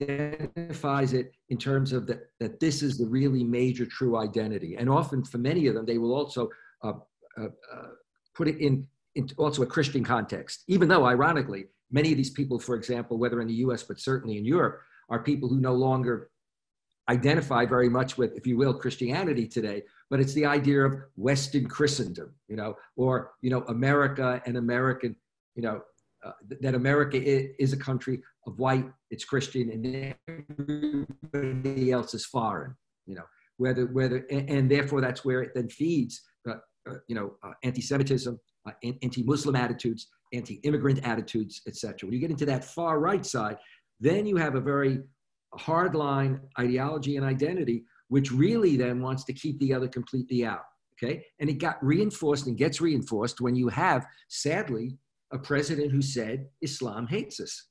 And when pushed on it and questioned, well, do you mean Muslims, a lot of Muslims? He stuck with the phrase, Islam hates us. Okay, what does that communicate? For people who want information on this, go to bridge.georgetown.edu. We have a project called Bridge, the Bridge, Protecting Pluralism, Ending Islamophobia. But if you go to the Bridge and you looked at our fact sheets, many of our fact sheets deal with members of the current administration and what has their attitude been, for example, with regard to immigration, or what has their attitude been to when it comes to Muslims. People like the Secretary of State Pompeo, Stephen Miller, who's often seen as a close advisor and a person very much responsible for the immigration attitude. So it's that kind, okay? And then you've got the dangerous part of the far right, which is not all people who are in the far right, okay? But people who take that sense of identity and ideology and move it into the militant side. So you have far right militias who in fact are armed, who have committed acts of violence, who do have camps where they train, etc. So that's that side of the danger. With regard to Muslim, the situation in Muslim organizations or in Islam, for a number of us, for quite a few years, we've been writing about, I tended to put it, I think 10 years ago, 15 years ago, in one of the books I did more recently, Future of Islam, that the question is, who's Islam and what Islam? Who's to define and determine Islam? Is it the ruler? Is it the head of Saudi Arabia? And is it the head of Saudi Arabia with the head of the religious establishment? Or does an alim, a person of knowledge, given a lot of the modern issues that are addressed today, environment, etc., are there also people who also have this ability, to talk about major issues, who are well-educated Muslims, who are religious Muslims, etc. And I agree with what Rasul said. And then the other is what Islam, what interpretation of Islam. And it is true, a lot of those issues are out there and being debated. But, traditionalism runs deep. And I don't mean traditionalism in the best sense of the term. It's when tradition, whether in Islam or Christianity, gets sacralized. That's when it's a problem. There's a difference between talking about the traditions of the Prophet in terms of what he said or did, as opposed to talking about what many Muslim thinkers at times concluded, which may or may not have been true, which may have been true for a particular period in time, but can be changed in modern times. And so you see some who are identified as somewhat traditionalist, like Yusuf Qaradawi on a number of issues, education for women, a whole variety of issues, is actually very close to what would have been seen as, you're more, if you will, progressive. So it crosses boundaries. I think that change is taking place. The thing that I do wonder about, and I hadn't really thought about it till this was raised, and I hope it's not, for some people, too sensitive a topic, but I don't see a high profile, as I have in recent years, a high profile, or enough of a profile, coming from major Muslim organizations and even major Muslim spokespeople. I see a fair number of Muslims who are out there on the internet, some of them, in newspapers, etc., who are speaking out, and people like, Ebrahim Rassol and many others, who are out there. But I think there needs to be a little bit more muscle out there for people seeing it, seeing where are the Muslim organizations coming from? Because when there's anti-Semitism, okay, it's not only, if you will, your average Jewish person. By average Jewish person, I mean the non-rabbi, etc. It's also, key religious leaders speak out and others speak out. Now, I understand, again, in a climate in which there is this sense of that this administration, both domestically and internationally, in some of its policies and the statements of some of its people, that it's not safe territory, and you can see it in the Muslim ban, the expansion of the Muslim ban, and you can see it in the last elections and the positions taken by a number of the Republican candidates, in a variety of those things. But I think we need to see more of that coming out. I think it's important for the community as well as for the world, because I think for members of the community, they can celebrate very bright and sharp Muslims who speak out on issues that they identify with.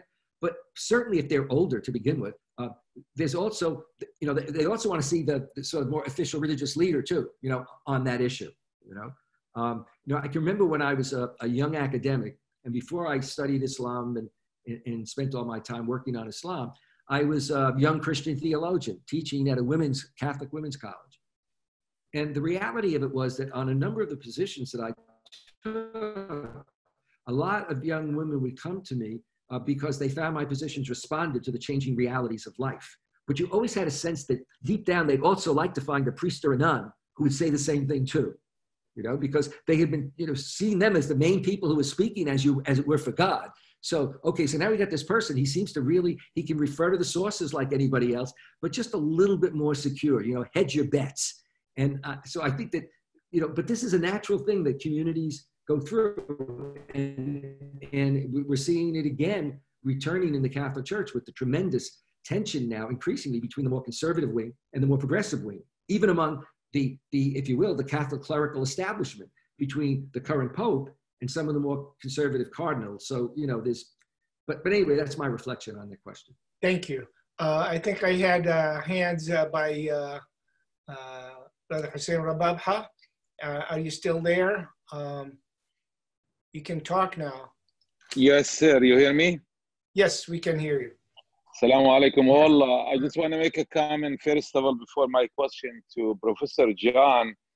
I believe as one of the organization representative, there's enough voices in the Muslim community. Unfortunately, the media never gave that voices a chance to be heard around the country. That's why you don't hear it all the time. My question to Dr. Nader, in regard to the Arabic Springs, from what I see is, between winner and loser, I believe that the Arabic population lost. So many people was killed. So many people lost loved one. And unfortunately, as you said earlier, I think the regime of Mubarak much better than what we have now. The situation in Yemen was much better than what we have now. Even in Iraq and other countries, how can you guys keep actually calling this or campaigning for another Arabic Spring when you know the result was devastating? And the last thing I want to tell you, you make a comment about countries using the coronavirus or a lot of regime using that to their benefits. And you specifically talk about Jordan, other countries. And, I want to just say something regarding Jordan. I think the World Health Organization and all the countries around the world embraced Jordan of what they did in dealing with the situation of coronaviruses. But on the other hand, you criticize the Jordanian government by using that for their own benefit. But me having first knowledge, I believe the Jordanian governments and other governments, they did a much, much better job in dealing with the coronavirus than our great country here in the United States of America. And I don't know how you can one time the whole world embrace a country for what they did, and on the other hand, we can criticize them in the meantime. And I'm saying this from Brother Osama knows me. I always like to ask the hard question. I'm not a guy who you're gonna convince just by talking. I want to feel, I want to see something. When you say something about the situation, I want to believe it. I want that, you know, what you said to enter my heart, my mind. But with all due respect to what you guys said, some of you said, it really doesn't have no effect on me as an individual. Thank you. Dr. Nader. Hossein, thanks for your question. With respect to Jordan, very quickly, your argument isn't with me, it's with Human Rights Watch. They criticized Jordan for recent crackdowns that have taken place, as in the same way they criticize other authoritarian governments that engage in violations of civil and human rights. But I want to address your other point, which I think is much more important, and that is the question of the Arab Spring, where you argued that, you know, the Arab people collectively lost. And if you look at Egypt, you know, authoritarianism now is much worse under el-Sisi than it was under Mubarak. I would argue that those are two false choices. There are other choices and other options that could have happened had other political actors made different decisions.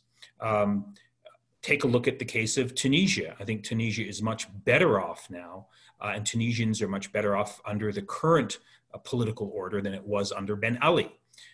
With respect to Egypt, I think one has to analyze why Egypt ended up in the current control of the military, which is effectively a fascist government. It's because of strong support that Egypt has had from the United States. I mean, I think the Obama administration's response to the Arab Spring in Egypt was a scandal that hasn't been properly discussed.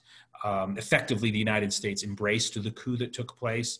The situation in Egypt is also largely to be explained by the strong support that el-Sisi received from Saudi Arabia and the United Arab Emirates, who were bankrolling his fascist government.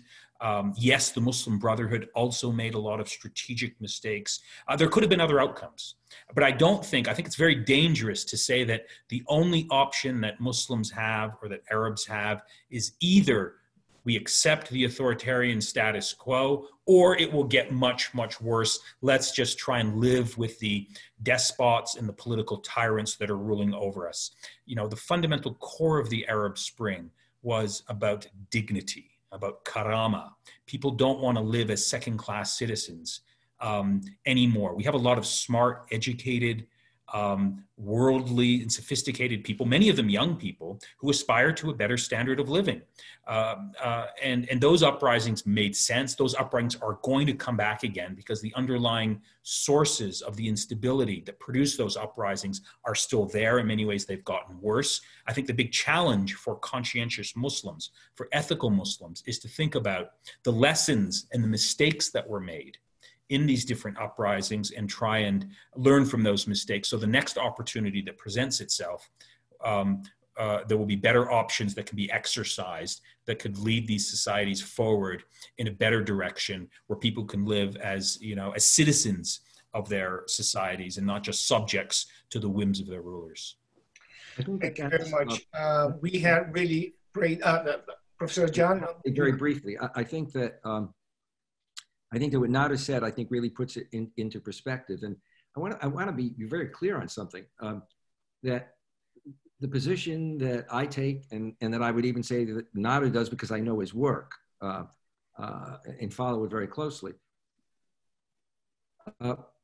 When we talk about what went on, number one, we deal with empirical facts, okay? So, for example, in a coup with Sisi, okay, the level of slaughter that took place at that time was incredible.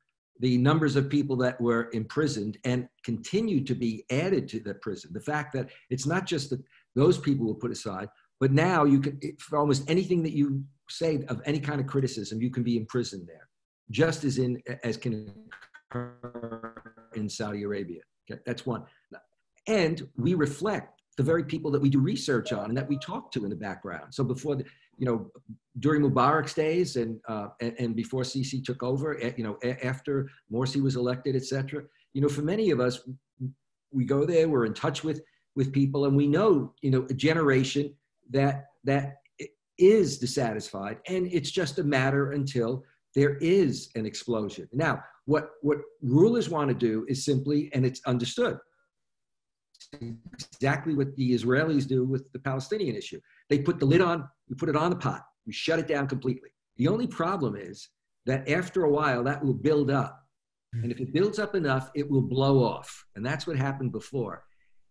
And so it really does become important how situations are handled. And it's been exacerbated by, again, what was said earlier, that in the name of the coronavirus need to have people be self-isolated and separated, in fact, you've had that used in Algeria, in Iran, in Egypt, to actually put even more pressure on separating people, arresting people, etc. And I think one has to realize that that the situation has gotten worse rather than better. And I think part of what countries like China and some in the Middle East want to communicate is, look, we can handle the coronavirus so well because we are authoritarian. We can really shut things down, etc. But what they're also trying to do is reinforce the idea that, look, even in the other issues, now with coronavirus, we show in yet another issue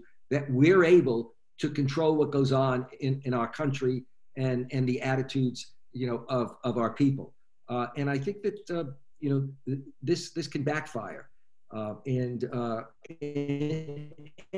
would say, I think we really want to watch what's going on with regard to Israel and Palestine and foreign countries responding, including the United States. The extent to which Netanyahu, look at what he did. He used the coronavirus to extend his time in office, you would call his rule, his policies. So he used that danger, but he's also, used it to stay in, to put the lid on even more. And all that he's done in terms of taking over properties that the UN resolution said shouldn't be occurring, the Golan Heights, now they're looking at the annexations in the West Bank, has been supported publicly by the President of the United States and by our ambassador there, etc.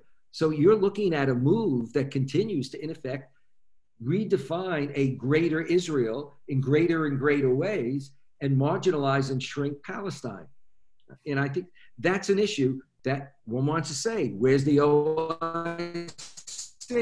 Well, the problem is the OIC is basically representing a group of governments. I mean, it's people who are in government, representing those governments. One wonders why we don't see more statements made by Muslim rulers about what's happening to the Uyghurs. In fact, there have been statements made by the Crown Prince in Saudi Arabia and by others that actually look like it's very supportive, because it's supportive in trying to reach out to the Chinese government. So what you do is you either stay silent, which a lot of them have done. None of them have spoken out about what's going on with the Uyghurs, strongly, or you simply bypass it and just say, you're supportive of it. I think these are very, very hot issues. I will end there because I also have to leave now, unfortunately. Yes. I have another Zoom program to do. Thanks, John. I thank you all for really giving us a great time here. Thank you very much. We appreciate it, and we will follow up with you later for hopefully some other opportunity. Thank you, everyone. Jazakumullah khair. Assalamu alaikum. Thank you. Alaikum assalam wa rahmatullah. Alaikum assalam. Take care.